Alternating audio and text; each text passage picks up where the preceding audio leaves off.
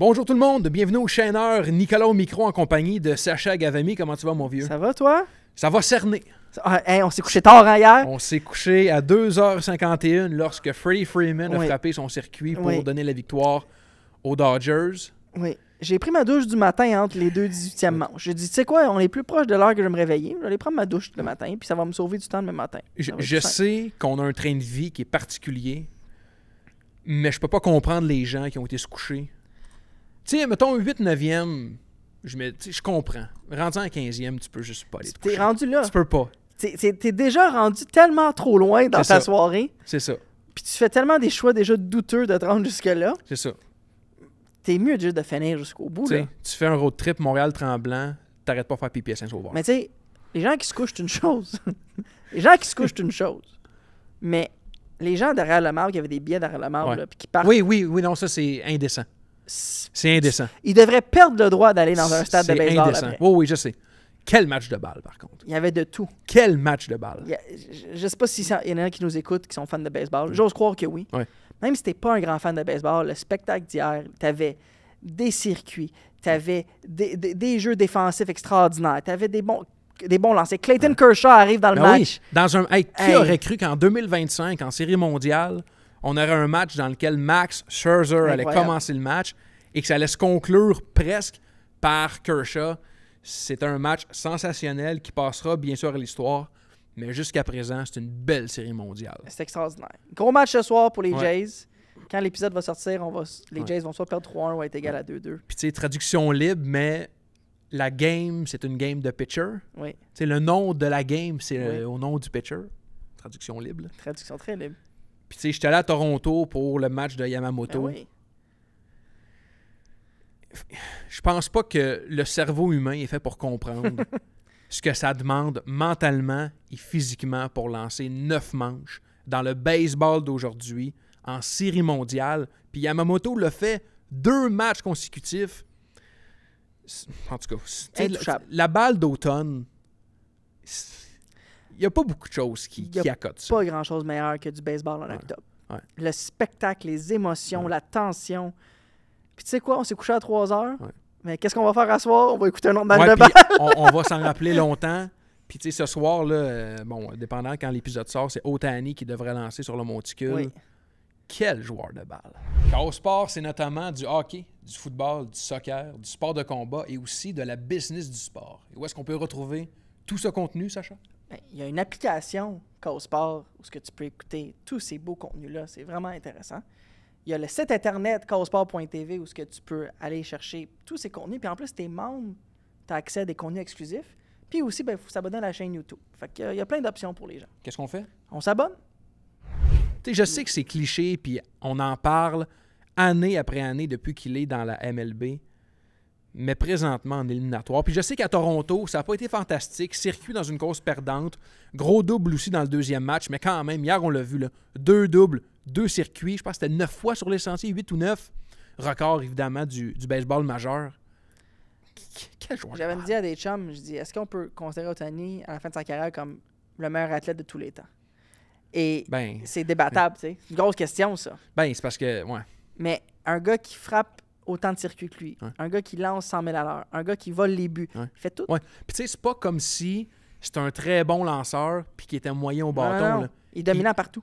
Il est le meilleur de la nationale dans les 2 aspects du jeu. Ah non, c'est sensationnel. Puis rapidement, Sacha, les Alouettes... Là, on parle de foot. Oui, t'as balade d'autres foot, finalement. Oui, c'est ça. On prend une tendance baseball, mais il faut en parler. Et rapidement, avant le 2 minutes d'avertissement, les Alouettes, c'est confirmé contre les Blue Bombers de Winnipeg. Match samedi. On parlait du baseball d'automne. Le football de novembre aussi dans la Ligue canadienne. C'est là que tout se joue. Ça va être un bon match. Winnipeg, beaucoup d'expérience.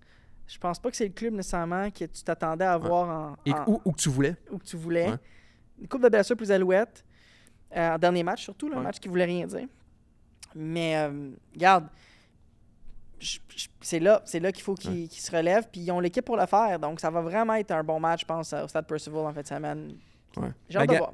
Sans plus attendre, 2 minutes d'avertissement, Sacha. Le segment fort de l'émission. Donc, pour les nouveaux auditeurs, 2 minutes. 10 énoncés. Sacha a 2 minutes pour la commenter. Il ne connaît pas les énoncés. Il répond à vif. Et je te lance avec de la Ligue canadienne parce que c'est le gros match du week-end. Yes. Énoncé numéro 1. Les Alouettes de Montréal peuvent battre les Blue Bombers de Winnipeg. Simple comme ça. Oui. Oui, ils peuvent les battre. Je pense qu'ils ont montré beaucoup de momentum. Les matchs que Davis Alexander joue, c'est une autre équipe qui se présente. Il amène beaucoup d'âme à cette équipe-là. Le dernier match, ils l'ont reposé dans un match qui ne voulait rien dire. Moi, je pense qu'à la maison, avec une place en finale de l'Est en jeu, pour moi, ils ont définitivement une chance. Puis je crois beaucoup en leur chance de gagner ce match-là. Supposons le 10, là, c'est certitude. Ils gagnent. 1, c'est sûr qu'ils perdent. Tu te situes où, mettons? Moi, je me mettrais à 8. Oh, J'ai confiance. Quand même. J'ai confiance. Quand même. J'ai Et confiance. ce, malgré, on le sait, là, les largesses du jeu au sol en fin de saison, ça a coûté beaucoup aux Alouettes. L'autre bord, tu as Brady Oliveira qui est sensiblement, là, je veux dire, le meilleur porteur de ballon de la Ligue. Cet aspect-là, ça me surprend que ça t'effraie pas plus que ça. Ça m'effraie, mais l'avantage du terrain... Ah ouais, OK. L'avantage du terrain, je pense qu'il y en a pour beaucoup. Davis Alexander, il n'a pas encore montré. J'ai hâte de le voir en série. Ouais. J'ai hâte de le voir en série, mais il m'a l'air de quelqu'un qui va relever le niveau de jeu. Je pense que Jason Moss, une équipe qui est bien coachée. Je te dis pas que ça sera pas un match serré. Je veux pas dire que ça... faut pas interpréter ma réponse comme c'est ceux qui vont gagner avec facilité. Ouais. Mais je m'attends vraiment à ce qu'ils sortent fort. Puis ça va être un 23-19 ou un 35-33?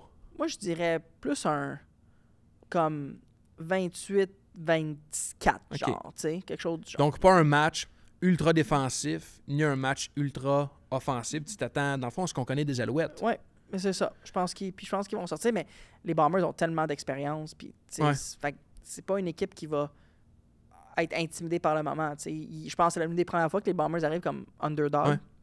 Donc, ça va être un bon match. Puis, pour les partisans des Alouettes puis pour la Ville de Montréal, je souhaite que les Alouettes continuent à gagner. Puis... C'est quoi la clé du match? Protéger le ballon.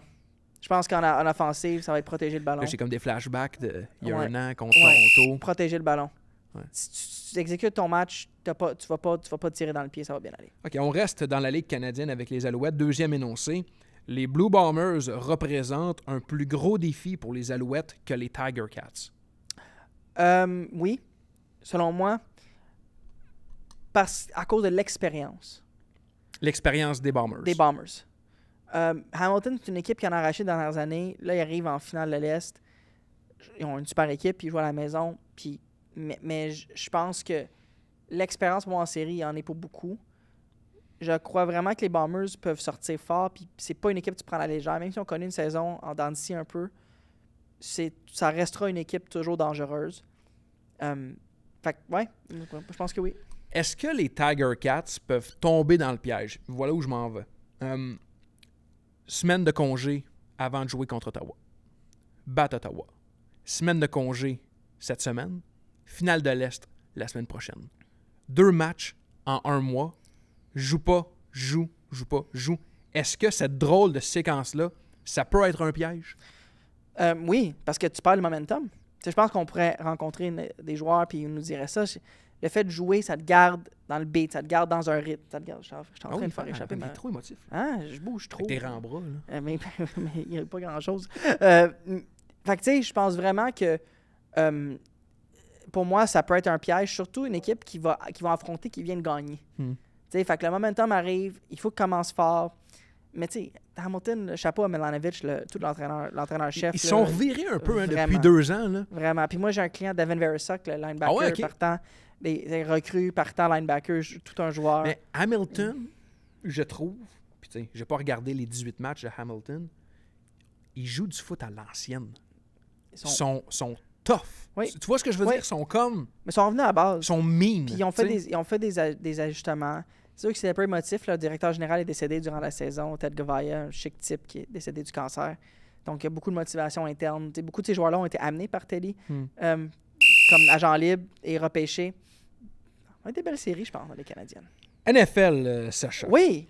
La perte de Pat Surtain peut mettre en péril les chances des Broncos de participer aux éliminatoires. Tu fais toujours des gros statements. Oui, hein? Ben, t'arrives avec des... On n'est jamais dans la demi-mesure. Non, c'est comme la perte d'un joueur défait toute une saison. Non, les Broncos sont... Écoute, Même là, on parle du joueur qui a remporté le titre de joueur défensif de l'année il y a 1 an. Écoute, Aucun impact. non, il va avoir un impact, Ok. mais la question, c'est ce pour les Ben, faire t'as raison. pour manquer les séries. T'es C'est dans la rigueur de plus en plus. Ben, hein. j'essaie de te suivre. Quand je lis tes articles dans la presse, c'est rigoureux en Ah, ben tabarouette. ça, c'est sûr. C'est- Mais c'est- blague à fait part, que tu penses pas que l'impact de la perte de Sarton pour un certain moment va... ça va faire mal parce que Surtain était tellement un demi-défensif qui ferme le jeu. Ça t'enlève un receveur de premier plan à chaque match. Mais ils ont une équipe complète, les Broncos. Ils ont beaucoup de résilience. Leur comeback contre les Giants a été super. Là, en fait, semaine, les Cowboys. Ouais. Quelque chose. Tu sais ce que On y reviendra. Puis j'ai juste parenthèse pendant ça. Parenthèse. J'ai remarqué que depuis que je donne des énoncés, Ouais. ou je donne de l'amour à des équipes ou des joueurs, tout va mal. Tout va mal. Puis quand je dis que des équipes ou des joueurs sont pas bons, Ouais. et quand ils explose. sont bons. Tout à fait. Fait que si t'as des joueurs dans ton fantasy que tu Ouais, veux ouais. qu'ils aillent bien ou qu'ils aillent mal, fais juste m'en parler, je pense. ça va Mettons bien aller. Jordan Love. Mettons. Ouais, mettons Jordan Love, là, si tu veux qu'il aille bien, je vais en parler en bien. Si en mal, si tu veux qu'il aille mal, je vais en parler en bien. Mais tu sais, Surtain, c'est rare qu'on le voit parce que c'est pas un secondaire ou un chasseur de corps. Mais tu sais, là, un gros détour. Marc-Antoine Dequoy, dernière année des Carabins, je me souviens, je couvrais l'équipe à l'époque pour la radio de l'université, il n'était jamais ciblé. Parce que dans sa direction, le ballon tombait dans ses mains. Et Sarton, présentement, c'est ça dans la NFL. C'est ça. Donc, t'imagines à quel point ce joueur-là est talentueux pour que les meilleurs corps au monde se disent « Je peux pas lancer là, il n'y a pas de Surtain. Exact. Quand t'entends pas parler de demi-défensif, ça va bien. Ouais. Ça veut dire qu'il plaque pas. Ça veut dire qu'il n'y a pas personne devant lui qui attrape le ballon. Ça veut dire qu'il lance pas vers lui. Fait que c'est un des meilleurs dans la ligue. Fou, hein? OK, 4e énoncé. Les Titans devront à tout prix repêcher un receveur au premier tour du prochain repêchage. Non, ils ont d'autres faiblesses, là, les Titans. Là. Je pense qu'il n'y a pas un endroit, à part peut-être carrière, qui peuvent se dire on est correct. Mais la priorité, donc, n'est pas de donner une cible de choix à Ward. Tu peux l'avoir en 2e ronde, en 3e ronde. Tu n'as pas J'entends ce besoin que d'aller tu le dis. chercher en première ronde. J'entends ce que tu dis. Moi, dans un repêchage de la NFL, je suis d'avis, tu prends le meilleur joueur disponible parce qu'il va améliorer ton équipe. Puis oui, il y a des équipes qui repêchent en fonction de besoins. Mais personnellement, puis c'est un avis très personnel, si ton besoin, exemple, il est secondaire, puis que tu as un bon secondaire disponible, mais tu aurais un meilleur joueur de ligne Supposons que t'es disponible. les Cowboys. Ouais. Mettons. Ben ça. Puis là, tu dis, j'ai besoin de défensive. Ben, si tu es le meilleur joueur disponible face à d'autres, il y en a qui repêchent par besoin, d'autres par position, par meilleur joueur disponible. Moi, j'aime bien par meilleur joueur disponible. Les Titans, là, ils ont beaucoup, beaucoup de trous à combler. Il y a un nouvel entraîneur-chef l'année prochaine qui va arriver. OK, mais t'es le directeur général des Titans. Puis on va dire que tu repêches par tes besoins. Tu cibles quoi? Moi, je crois fondamentalement à construire une équipe par la ligne des tranchées. Comme ligne offensive, ligne défensive. Ça commence là. Développe ça. Va permettre d'améliorer ton carrière et ton jeu de passe parce que tu as une meilleure protection. Puis ta défensive va amener plus de pression sur le carrière adverse, va fermer le jeu plus souvent. Il y a moins de temps passé en défensive. Il y a plus de temps en offensive. Ça peut juste aider. Parce que je regardais les faits saillants du match des Titans. Puis tu sais, je veux dire, Cam Ward, sans dire qu'il sera le plus grand corps de l'histoire, il fait ce qu'il peut avec ce qu'il a. Et malheureusement, il n'y a personne à qui donner le ballon. Tu sais, je veux dire, oui, on a beau parler là, des stratégies, du personnel, du front offensif, défensif. Si le corps a le temps de lire son jeu et qu'il n'a aucun receveur à qui faire confiance... Mais as-tu le temps de lancer comme il faut? Y a-tu un jeu de course établi? Les fois qu'il a le temps. Ouais. Tu comprends ce que je veux dire? Je suis d'accord avec toi. Mais c'est que si les fois que tu as le temps, tu as tellement peur d'avoir pas le temps que tu vois des fantômes. Pas mieux, là. Fait qu'ils ont besoin d'améliorer les effectifs autour de lui. OK. Le rendement de Caleb Williams est inquiétant pour le reste de la saison. J'ai écouté le match des Bears en fin de semaine et c'est un gars qui a du talent. Ah, ça, c'est sûr. Pour être sélectionné premier au total. Il doit vraiment travailler sa prise de décision. Puis je pense vraiment qu'un coach comme Ben Johnson peut l'améliorer, peut l'aider à progresser. Mais oui, c'est inquiétant dans la mesure que tu as besoin d'un carrière qui va s'élever dans des moments plus difficiles. Puis en fait, il ne l'a pas montré. Il faut qu'il revienne. Moi, je m'attends à une saison en dents de Caleb Williams, mais je suis loin d'abandonner dans son cas. Non, l'idée, c'est pas de dire que c'est un flop. Les médias de Chicago un peu, là. Puis il n'y allait pas de main morte. En fait, c'est juste que c'était une saison pivot pour les Bears. Nouvel entraîneur-chef. ligne à l'attaque revigorée. Williams, en début de saison, ça allait très bien, comme l'an passé. Mais la question étant, est-ce qu'il t'inquiète? Parce que, comme tu l'as dit, en fin de semaine, puis ça fait quelques matchs qu'il n'est pas sensationnel. Tu sais, son interception dans sa zone, je suis convaincu qu'il était profond dans sa zone, mais il y avait une belle pochette, une belle protection. Il y avait un joueur ouvert dans le flat. Il a lancé à Dunze, qui n'a pas vu le demi-défensif, qui est venu couper le tracé pour l'interception. Puis ça a été ramené à la ligne de 6, dans le sens...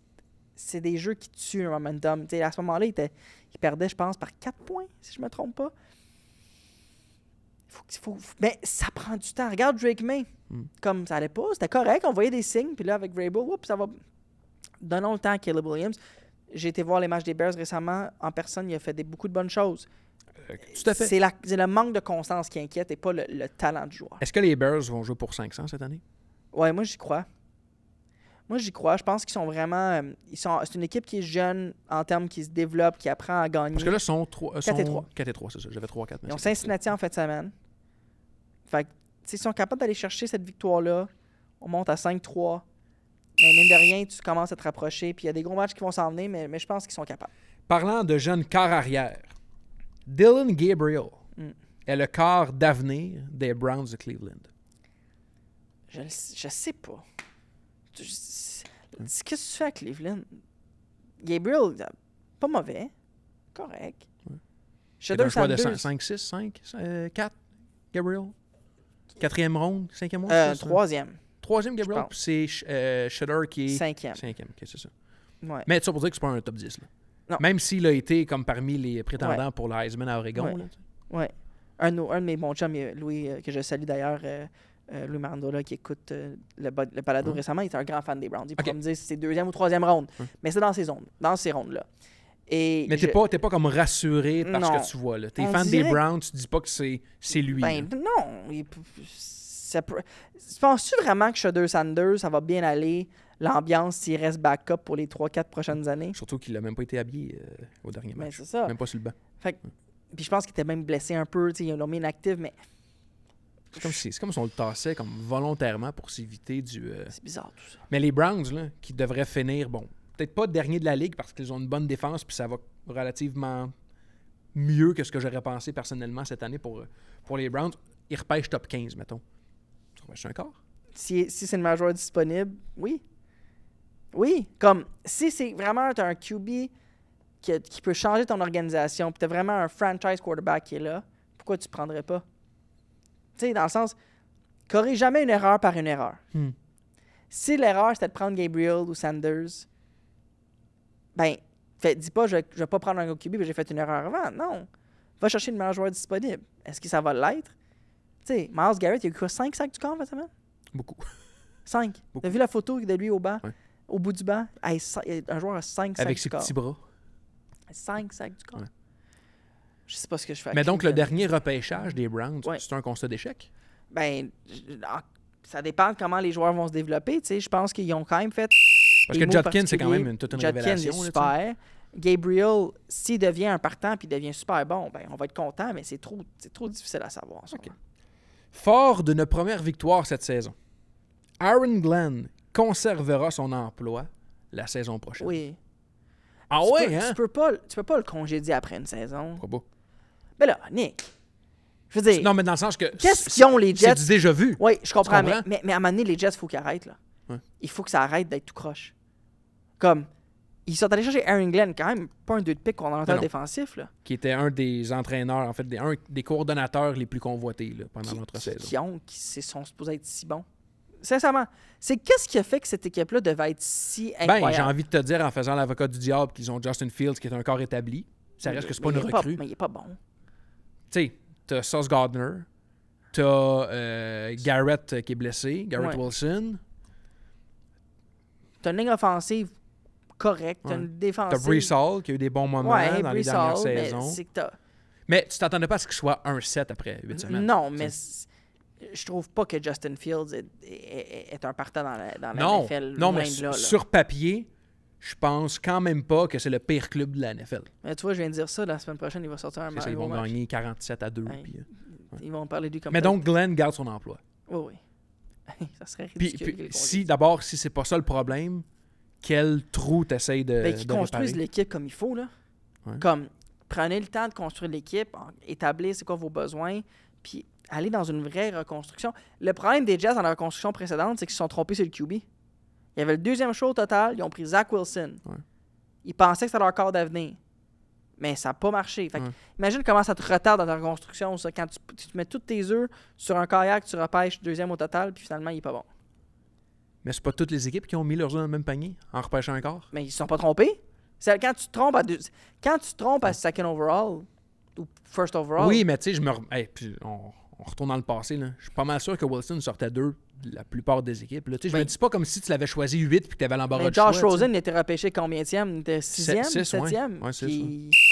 Pas bon. Je veux dire, non, mais J'entends ce que tu dis. Ouais. ça retarde vraiment une reconstruction. Ça. Et Jonathan Taylor remportera le trophée remis aux joueurs offensifs par excellence. Mais là, moi, l'autre fois, j'ai dit que c'était Baker Mayfield qui allait gagner l'MVP. Ouais, là, c'est joueur offensif Ouais, mais... qui est un trophée essentiellement de receveur. Puis de... Ouais. Taylor, qui a été dans mon fantasy, repêché en 2e ronde. C'est une médaille? Non, c'est pas moi qui l'ai repêché. Je pensais que c'était... Okay. Non, je me suis fait battre Ok. par lui cette semaine. C'est pour ça que je pensais que la question... Non, non, mais tu sais, Taylor, immense saison il y a quoi? Il y a 3 ans. Il est incroyable. Puis après, un peu, poète parce que les Colts étant les Colts, là, cette année, tout le monde nous a dit, bon, Taylor, choix de 2e, 3e ronde fantasy, alors que depuis le début de l'année, c'est lui qui a le plus de points. Tout ça grâce à Daniel Jones. Non, mais réponds à la question. Non, on peut-tu juste souligner On peut. que c'est tout grâce à Daniel Jones? Ben, écoute, c'est drôle puis c'est pas drôle. Non, je sais. Dans le sens C'est que, assez phénoménal. tu sais, est-ce que cette équipe-là, avec Anthony Richardson, est 7-1?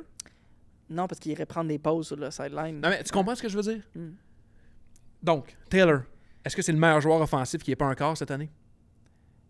Écoute, je veux dire oui, parce que, je veux dire, il y a personne... Pour moi, là... Parce que, tu sais, je regardais là, les preneurs au livre, là.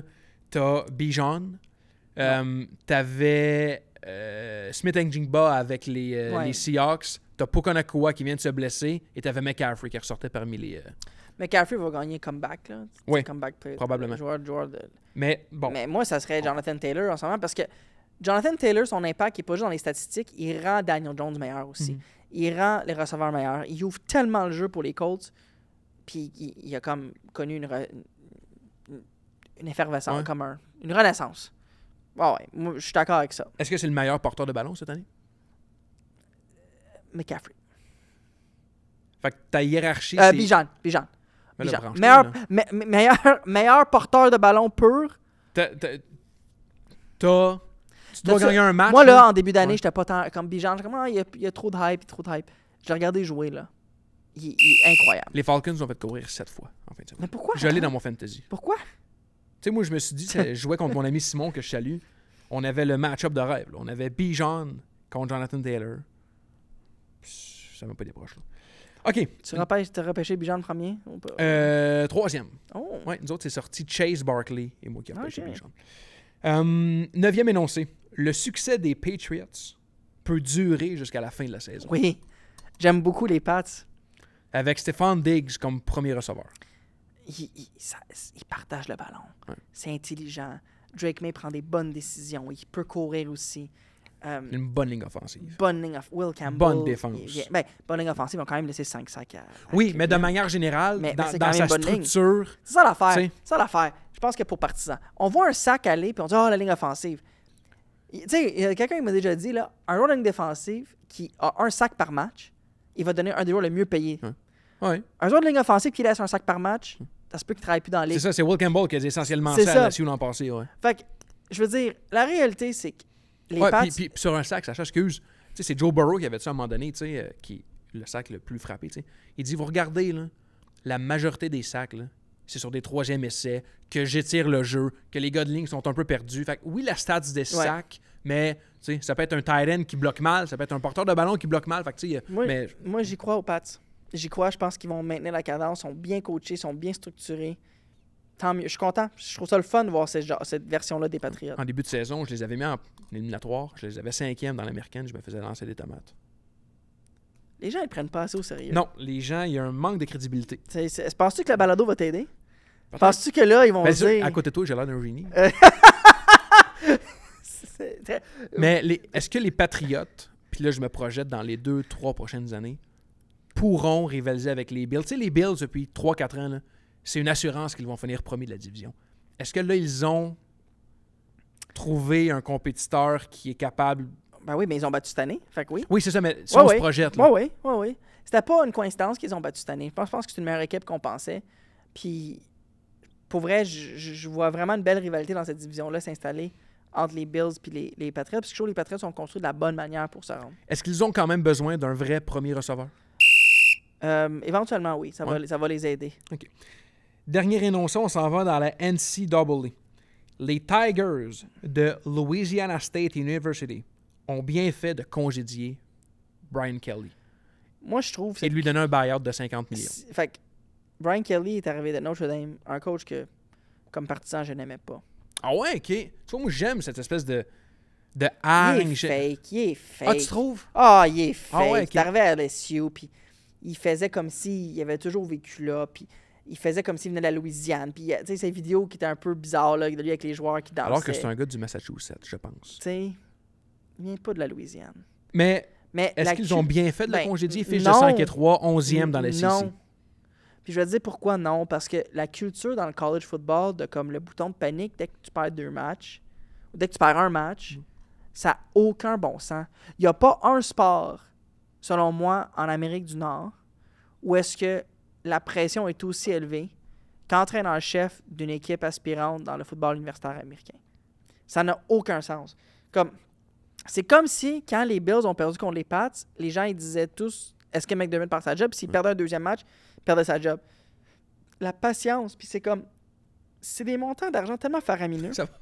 Tellement faramineux. Ah, Ben oui. j'ai quand même eu C'est un peu... C'est de l'émotion, Sacha? Non, je pense plus un reflux. Pepto-Bismol. Il y a tellement comme une... Cette espèce de moment de panique. Ouais, l'urgence. Là, Ouais, comme, on peut-tu se calmer, là? On n'a pas tous les détails, il y a quelque chose qu'on ne sait pas, mais moi, j'aime pas ça. Je trouve que ça met une pression énorme sur les entraîneurs. Puis aussi, qu'est-ce qu'ils font, les entraîneurs? Ils mettent cette pression énorme-là sur qui? Les joueurs. Ouais. Fait que c'est les joueurs qui en payent le prix, ultimement, quand ça vient. Mais tu disais pas, il y a quelques semaines, que Penn State avait bien fait de congédier son entraîneur-chef? Est-ce que le contexte est si différent que ça? Je trouvais que Franklin, il y avait des indices à l'extérieur du terrain, des frustrations qu'on entendait, autres que juste liées au football. À tort ou à raison. Okay. Puis, il avait quand même perdu contre des équipes qui n'auraient pas dû perdre. Puis là, tu te questionnes, est-ce que le message passe encore? Brian Kelly, LSU ont perdu contre qui en fait semaine? Texas A&M? C'est ça? Je pense que oui. Je suis Une à équipe Toronto, classée? mais je pense que oui. Non, oui, excuse. D'autres préoccupations. Ça te dérange-tu qu'on fasse le balado, ce qui interfère dans tes... C'est une parenthèse dans la semaine. Oui, c'est parfait. Mais non, j'adore vraiment, j'adore ce qu'on fait, puis on prend notre élan, puis je remercie aussi Louis et Max qui nous ont accueillis à la poire et le fromage la semaine passée. Oui. Si vous n'avez pas eu la chance d'écouter ça, je pense que ça donne un résultat C'était qui est le fun, potable. ça. On a parlé de Canadiens, des Blue Jays, de 1000 autres trucs aussi. Louis connaît son foot, hein? Tu sais, c'est impressionnant à quel point... Il connaît, ouais. Ouais, c'est ça. Oui. C'est un fan des Pats. Non, c'est un... Non. Un vrai fan des Pats. Regarde, on a eu le débat. Pour ceux qui s'intéressaient à sa position, qui a écouté le balado de la poire et le fromage, c'était bien, c'était le fun d'aller là. Ouais. Puis merci aux gens qui nous écoutent. Encore des bonnes vues cette semaine. Là. Ma révélation, puis je l'ai dit dans mon entourage, ça a été Max Talbot. Max, c'est cool. Quel chic type. Max, c'est cool. Franchement, là, Max, c'est cool. quel chic type. Ouais. Puis lui, il sait qu'il connaît pas son foot. Et il l'assume. Il l'assume. Tu sais, ça prend un peu de ça. Est-ce que peut-être que Louis va apprendre un peu de Max? J'ai pas encore assez de notoriété pour m'imposer dans votre rivalité, donc je vais me retirer sagement. Mais ceci dit, je remercie Louis Morissette pour le balado qu'on a ici grâce à lui et Cause Sport. Et Mise au jeu, qui nous supporte. Pour ton segment, d'ailleurs. Pour mon segment. Et là, je sors mon téléphone. Qui t'appelle? Quel joueur? Quel agent t'appelle? Non, quel DG t'appelle? Personne. Je regarde DG je regarde les paris. Reid, là, qui veut savoir comment tu vas. Andy Reid, il peut pas plus se foutre de moi. Ça fait combien de temps que tu n'as pas parlé, Andy Reid? Andy Reid, ça va là. Mais tu dis Sacha Gavami, Andy Reid, c'est qui? Peut-être. Mais tu sais, c'est pas... Okay. Regarde, là, je représentais deux joueurs sur les Chiefs avec un Hunter tout jouait. qu'un. Oui, je comprends, mais ça reste que... Tu sais, je veux pas souper avec Andy Reid. Mais toi, à ta retraite, as-tu la moustache? Ouais. Ça te parle-tu, un gars de moustache? Ouais? Je sais pas à quoi je ressemblerais. Ça serait un peu... Ça donnerait un petit... Ouais, mais l'essayer. Peut-être prochain balado. Bon, les paris. Oui. Ça a été 1 sur 2 la semaine passée. On se tient en moyenne. On se tient dans la moyenne. Et là, bon, premier match où ce que je dis que la logique va être respectée selon moi, c'est le match qu'on a Indianapolis contre Pittsburgh. Indy contre Pittsburgh, OK? Indy est favori de 3,5 points. Sur la route Hmm. contre Pittsburgh, en date du mardi. On est mardi aujourd'hui, le 28 octobre. Ouais, absolument. Je vais avec Indy. Je crois à Indy. Puis je pense qu'on est capable de marquer des points contre Pittsburgh. Et le match de la semaine, selon moi, et qui va être une surprise, selon les paris de mise au jeu, Buffalo accueille Kansas City. Kansas City sont favoris d'1,5 points. Ouais. Et donc, moi, je dis que Buffalo va gagner à la maison. Aussi simple que ça. C'est dans les livres. Indianapolis par plus que 3,5 points. Puis Buffalo, ils vont couvrir le plus 1,5. C'est officiel. Réglé. Fin du premier segment. Tu as Sacha. remarqué que quand Oui, j'annonce mes paris, les mises au jeu changent les cotes? Ah, parce qu'ils savent qu'il faut, Ils respectent l'opinion. faut s'ajuster. Ils respectent l'opinion. Fin de la première partie. Fin de la première partie. Merci aux gens qui nous écoutent. Hey, nos vues sont le fun. C'est astronomique. Les gens, ils aiment ça. Oui. Fait que je suis vraiment content. Puis s'ils n'aiment pas ça, mais vous devrez nous le dire. Puis on Ben va... oui, tout à fait. On est preneurs pour on tous veut- les commentaires. on Sur veut des YouTube, suggestions. Instagram, on est partout. TikTok aussi, je pense. Écrivez-nous des suggestions, Ouais, des on veut des commentaires, suggestions. des idées, des drôleries. Oui, c'est ça qu'on veut. Donc, Fait pour que- la suite, Cowsport.tv. Il y a une application maintenant. Ouais. Où ce que vous allez avoir tous les balados de la chaîne Cowsport.tv. Donc, on vous encourage d'y aller soit sur le site internet, soit sur l'application. Fait que pour ceux qui veulent continuer à nous écouter, on se voit là. Puis ceux qui veulent pas, merci pour l'écoute.